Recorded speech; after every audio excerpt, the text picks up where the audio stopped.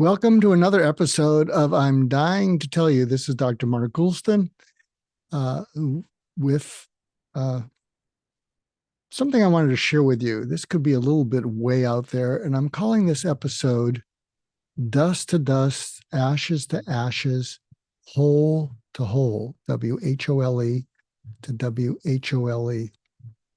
And I have this idea, and I actually checked it out.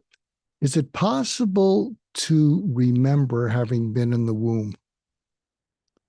And there's some research, I think it may be out of New Zealand, but I could be wrong, where they did an experiment where young pregnant mothers would play music to their unborn children. And after the children were born, when they replayed the music to them and they did some examination, I guess, with an EEG, those children's brains became activated when they heard the music. And yet, when they played that music to other newborns who hadn't heard that music in the womb, they didn't have any response. And I bring that up because I have this idea that we were all whole, complete inside our mother's womb. Our wish was her command. If we were hungry, here it comes. If we were cold, we got warmed up. And we didn't have to express ourselves. And I have this notion that when we're born, we go from omnipotent with a remote control inside the womb to being completely powerless to express what we need. And so we start to yell, and our parents do the best job they can to figure out what we're yelling about. But, it's imperfect. And that it may be that in many ways we spend our entire life trying to re-experience feeling whole or at peace as we did in the womb. And sometimes we pivot to achievement and accomplishment. But what can happen is that can work for 40, 50 years, and we buy a lot of things and we get excited about all that. But when you hit 50 or so, it may not work all that well. And but I've been feeling peace, which is why I'm getting a lot of interviews. And I think I'm feeling peace because I'm feeling whole. And I think part of it is that when someone demonstrates caring to me, and I'm not asking for it, but when they demonstrate caring, something that I always pushed away, I begin to get emotional. I begin to cry.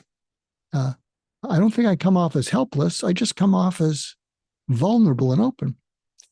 And 100% of the people, when I've done that, and I would apologize because I felt embarrassed and I felt like I was burdening them, 100% of them have told me not to apologize.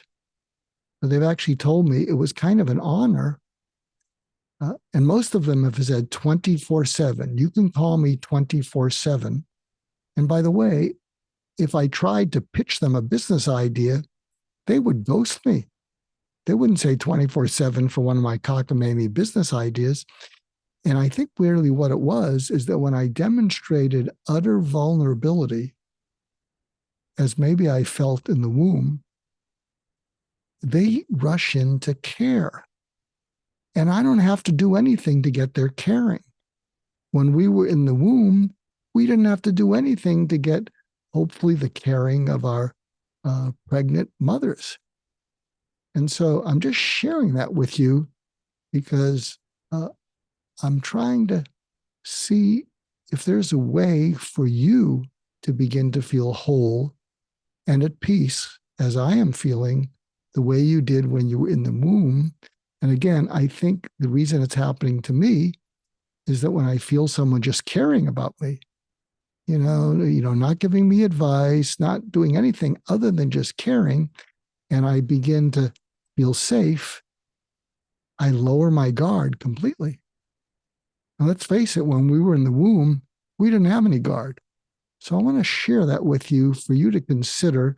And again, this could be one of my more cockamamie episodes, and you might reflect that back to me and or skip this one, or you might think about it and maybe there's a way for you to feel whole and at peace through being vulnerable to people who care about you. Anyway, you might want to give it a try and see what that's like for you.